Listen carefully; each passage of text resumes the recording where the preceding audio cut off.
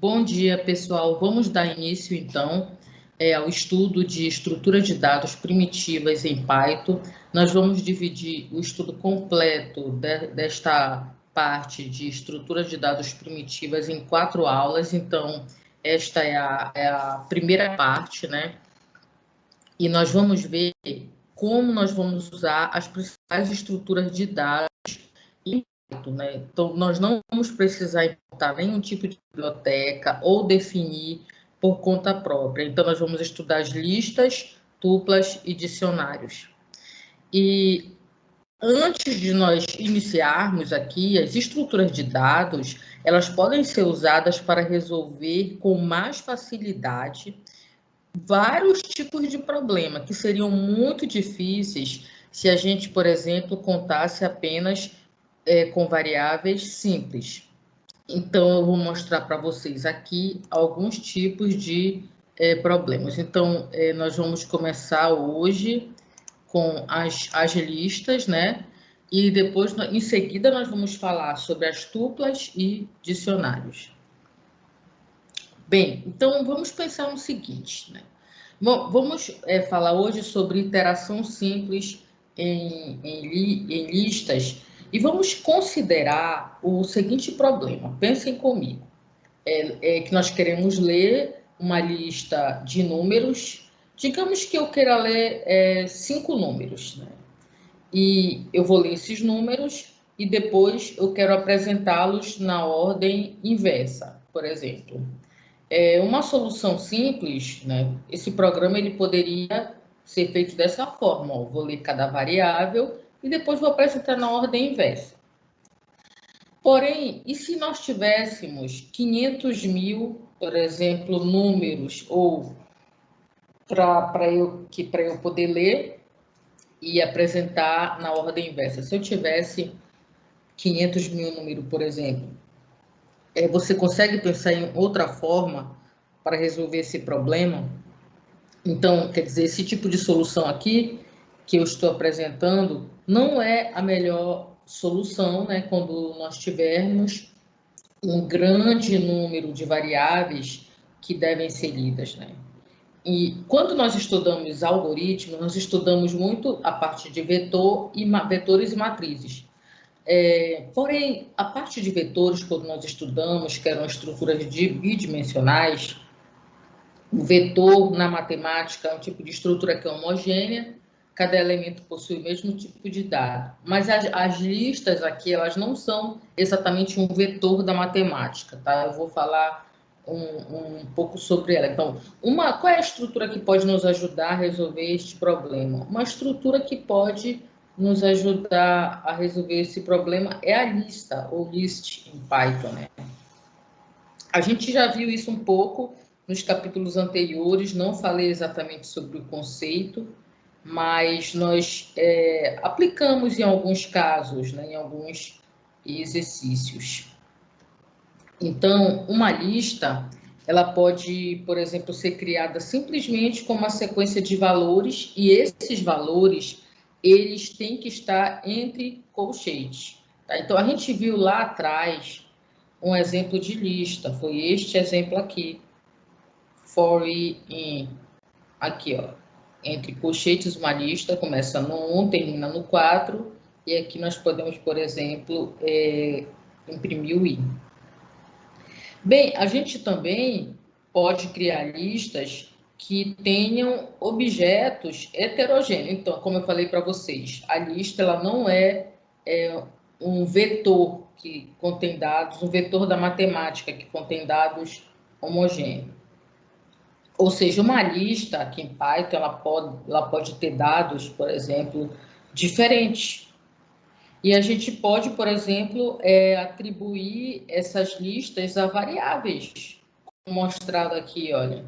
Então, por exemplo, eu dou um nome para a lista, olha aqui, minha lista. A minha lista tem esse formato aqui. O primeiro elemento tem 4, o elemento na segunda posição, na terceira e na quarta posição.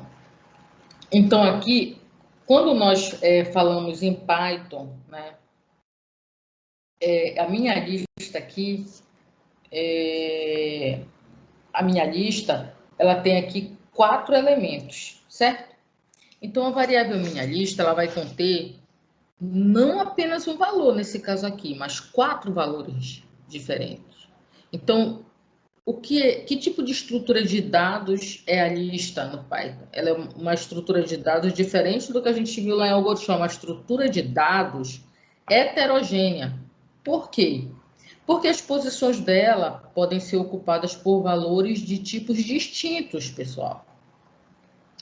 Outras linguagens, por exemplo, vão permitir apenas listas homogêneas, tá? Ou seja, ou lista apenas de inteiros, ou de strings, e assim vai. Ok? Então, vamos prosseguir. Então, a lista em Python é uma estrutura de dados heterogênea, porque as posições dela podem ser ocupadas por valores de tipos distintos. Pode-se dizer que é um conjunto ordenado de valores, onde cada valor é identificado por um índice. Os valores que compõem uma lista são chamados de elementos. Ok? Então, eu estou listando aqui alguns comandos básicos e, em seguida, nós iremos testá-los no Python. Então, a primeira posição da lista, ela é sempre identificada pelo número 0. Então, assim, o primeiro elemento da lista, por exemplo, anterior, ele pode ser acessado de forma individual por minha lista 0. Então, se eu digitar este comando, eu estaria acessando o elemento 4. Então, minha lista 0 vai produzir 4, porque 4 é o primeiro elemento da lista. Então, a gente não fala posição, nós vamos falar posição 0, ok? E aí isso não vai causar confusão na mente de vocês. Tá? Então, por exemplo, se eu colocar len, lembram do comando len? Então, quem é o comando len? O comando len, ele vai retornar o tamanho da lista. Então, se eu colocar aqui len minha lista, vai retornar 1, 2, 3, 4, que é o tamanho desta lista, ok? Esse outro comando list, digamos que eu coloque aqui uma string qualquer. Esse comando list, ele vai separar e transformar isso aqui em uma lista com 3 elementos. Tá? A gente vai testar esse comando também. Esse comando aqui, ele vai ser extremamente importante no final, na última aula que eu vou falar com vocês, tá? Então, no final, então, não vou ainda falar dele. Tá? E existe também esse comando join. Se você colocar aqui, por exemplo, bom.join, o que é que este comando ele vai produzir? Né? Então, na verdade, o efeito do join, quando você coloca o join, ele vai associar essa string aqui a cada um desses elementos de dentro desta lista. Então, vai aparecer algo esquisito como bom, bonde, bomia. Então, ele vai associar é como, olha, join, de juntar, né? O comando append, né? O comando append vem de apêndice, né? Lembram do apêndice dos livros que aparece lá anexado, né? No final. Então, você pode adicionar ao valor final de uma lista qualquer, enviando para ela esta mensagem, certo? Então, você pode adicionar, por exemplo, minha lista.append 14.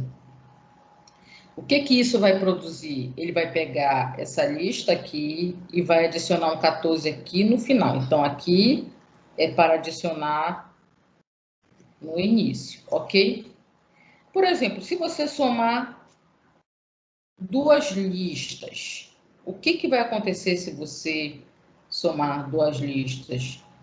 Quando você soma duas listas, você vai produzir uma nova lista.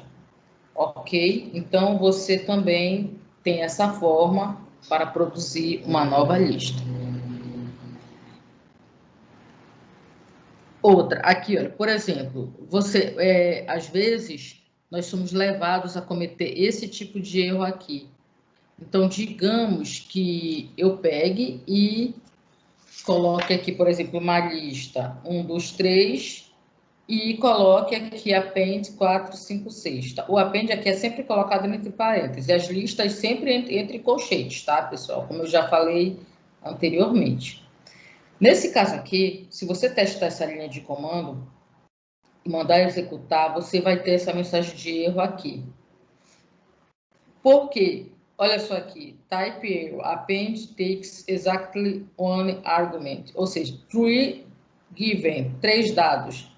Ou seja, o comando append, ele exige um argumento, e aqui tem 3 argumentos. Então, foi por isso que deu este erro, ok? Agora, se você escrever desta forma, note que aqui tem um único argumento, que é uma lista. Então, você pode colocar uma lista dentro de outra lista. Então, notem o seguinte, que nesse exemplo aqui, o que vai ser produzido? 1, 2, 3, e no quarto elemento aqui, na posição 0, 1, na posição 3, vai ser adicionada a essa lista 4, 5, 6. Ou seja, é uma lista na qual o quarto elemento é uma lista de 3 elementos. Então, esse exemplo aqui, ele produz uma propriedade das listas, que é a possibilidade delas serem recursivas. Então, as listas, elas podem ser elementos de listas em vários níveis de profundidade, quanto se queira, certo? Bem, então, vamos pensar, né, após falar sobre esses pequenos comandos, vamos recapitular a função range, né, que a gente já viu nas aulas anteriores. Digamos o seguinte, né, que a gente queira fazer uma contagem decrescente de um valor x até 0. E a gente sabe que na função range, quando a gente quer fazer isso, a gente tem que colocar um argumento -1 para que o range conte para trás, né? E nós temos que fazer o quê? Definir o segundo parâmetro, né? Então, aqui, olha, for range, a gente tem que definir o segundo parâmetro também como -1, se eu quero que conte até 0, por exemplo. Então, vamos pensar no programa, vamos relembrar aqui o programa, que lê uma lista de números, né? Lembra do início da sessão? Lê uma lista de números. Vamos pensar em 5 números. Vai ler essa lista de números e imprimir na ordem inversa. Tá? Então, nós podemos começar, por exemplo, definindo uma lista vazia. Então, olha só, vou definir aqui essa constante, tá aqui letra maiúscula. Lembra que eu falei para vocês? A melhor forma de indicar no seu programa que você tem uma constante ali, você coloca tudo em letra maiúscula. Então, quantidade recebe 5. E aqui a tua variável minha lista vai receber aqui uma lista vazia, ok? Então, o primeiro passo é esse, tá? Então, a gente está definindo aí uma lista vazia. E aí a gente vai usar uma estrutura simples de repetição para fazer a leitura de todos os números, ok? Então, tá aqui, olha, for, in range, quantidade. Então, se aqui é 5, aqui vai de 0 a 4, né? Porque colocamos 5 aqui, não colocamos o início, nem fim, então vai de 0 a 4. Variável lido recebe a leitura. Olha como é que a gente lê aqui a lista, né? Usando aquele comando F aqui do format. Aí ele vai ler posição 1, 0, posição 1, posição 2, posição 3, posição 4. ok? Só que como é que vai ser feito? Primeiro vai ler a posição 1, né? For we, primeiro vai ler a posição 0, né? Que aqui começa no 0, né? Não esqueçam. Então eu vou só fazer uma anotação aqui para que vocês não esqueçam. Então, olha só, aqui vai de 0 até 4, ok? Então, aqui vai ler a posição 0. Então, minha lista, a lista não foi recebida aqui vazia. Então, ó, minha lista ponto append lido, ou seja, está adicionando na posição da lista lá o primeiro elemento lido. Aí, volta para o for. Vai agora ler a posição 1. Lê o elemento na posição 1, que é o segundo elemento, e vai adicionar o segundo elemento. Então, vai adicionando na lista. Lembra do comando append? Depois que você termina de ler, chegou no 4, leu o último, adicionou a lista, aí foi criado aqui um outro for, que é para poder colocar a lista em ordem crescente. Nesse caso, olha só como foi mudado o for aqui. 5 começou aqui, olha.